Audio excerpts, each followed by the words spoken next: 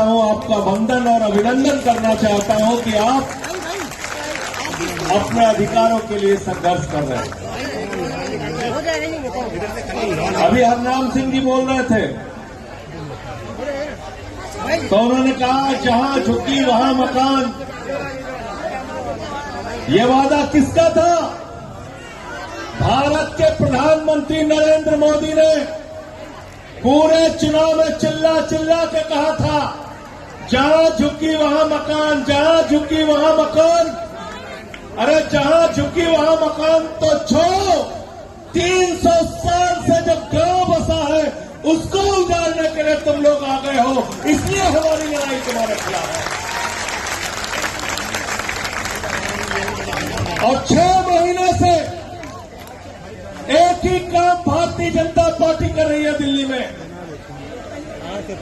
पूरे चुनाव के दौरान कहा जहां झुकी वहां मकान। आम आदमी पार्टी के नेता अरविंद केजरीवाल जी ने आगाज किया था दिल्ली के लोगों को, तुम्हारी झुग्गियां तोड़ देगी बीजेपी, तुम्हारी झुग्गियां उजाड़ देगी बीजेपी। जैसे ही सरकार बनी, रेखा गुप्ता जी मुख्यमंत्री बनी, मद्रासी कैंप उजाड़ दिया गया। 70 साल पुराना मद्रासी कैंप उजाड़ दिया गया, जहां 2-2, 3-3 पीढ़ियों से लोग रह रहे थे, ठेले की दुकान लगा रहे थे, सब्जी की दुकान लगा रहे थे। पूर्वांचल के भाई बहन, यूपी बिहार के भाई बहन वजीरपुर की जिस बस्तियों में रहते थे, उन बस्तियों को उजाड़ दिया गया, उनको तबाह और बर्बाद कर दिया गया। बसंत कुंज के इलाके में जो गरीब इंसान रहते थे उनको उजाड़ दिया गया, उनको बर्बाद कर दिया गया। अब आपको उजाड़ने आए हैं। मैं आपसे कहना चाहता हूं, अंतिम दम तक ये लड़ाई लड़नी है और एक भी यहां से हटनी नहीं चाहिए। इनसे सावधान रहना। ये बुलडोजर को अपना हथियार बनाते हैं। कल मैंने देखा लखनऊ में एक भाजपाई ने पोस्टर लगाया था, I love Yogi Adityanath ji bulldozer Baba. हमने तमाम बाबा सुना है, एक देश में हो गया बुलडोजर बाबा। तो बुलडोजर बाबा कहां मिलते हैं? भारतीय जनता पार्टी में मिलते हैं।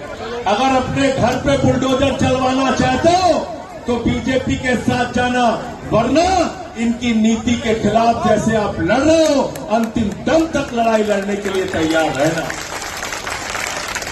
और ठीक है हमारे साथियों ने, ये 16 दिसंबर के चक्कर में मत पड़ना।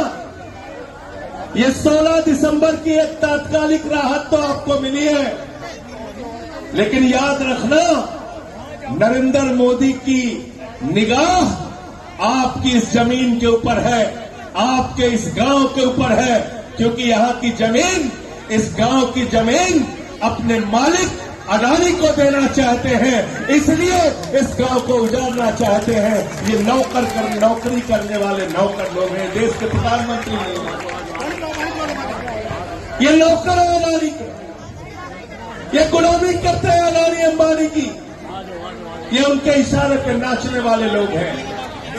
आपकी जमीनों पे आपका घर तोड़ देंगे, आपको चौराहे पे खड़ा कर देंगे, यहां के स्कूल अस्पताल तोड़ देंगे और ये जमीन अडानी को उठा के देंगे उद्योग लगाने के लिए, होटल बनाने के लिए। आपको तय करना है कि आप अपने लिए लड़ने के लिए तैयार हैं या ये अपना गांव जो 300 साल पुराना गांव है ये मोदी जी के हाथों में देने के लिए तैयार है। ये आपको तय करना है। अगर आप लड़ने के लिए तैयार रहेंगे, आपके साथ कंधे से कंधा मिलाकर आपका ये भाई आपकी लड़ाई लड़ने के लिए तैयार रहेगा।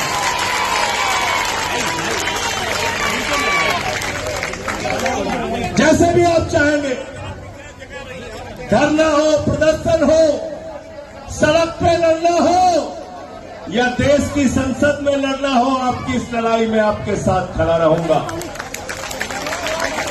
हमारे नेता अरविंद केजरीवाल जी ने मुझे आदेश दिया कि आपको जाना है आपको इस लड़ाई में रहना है और गरीब की बस्ती उजड़नी नहीं चाहिए।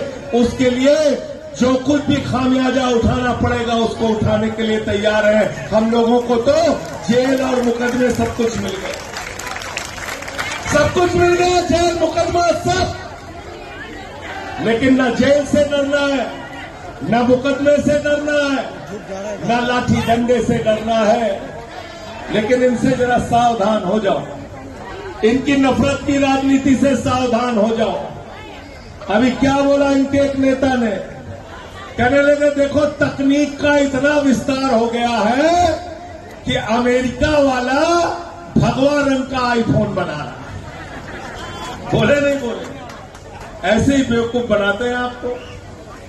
तो अब अमेरिका वाला अगर भगवा रंग का चक्कू बनाएगा और आपके पीठ में मारा जाएगा भगवा चक्कू, तो कहेंगे पूरा मत मानना, ये भगवा चक्कू है आपके पीठ में मारा जा रहा है।